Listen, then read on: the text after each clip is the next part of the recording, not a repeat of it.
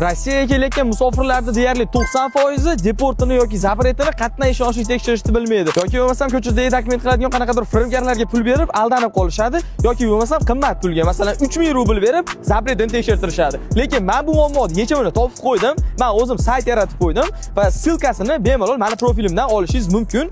Yozib qo'yilgan bo'ladi sayt deb. Shu sayt deb yozilgan istoriyaga kirsangiz silka bo'ladi. Silkani ustiga bitta bosib o'tasiz. Tushunishga juda ham oson qilib qo'yilgan sayt. Shunda kirasiz, o'zingiz ism familiyangizni yozasiz, WhatsApp nomeringizni qoldirasiz, Telegram nomeringizni qoldirasiz, keyin pasportingizni tashlab qo'yasiz, keyin to'lov qilib qo'yasiz. Xohlasangiz rus kartasiga, xohlasangiz o'zbek kartasiga. Narxlar ham juda ham arzon. Rossiya bo'yicha hech qayerda bunaqa narxlar yo'q. Bor yo'g'i 180 ming so'm.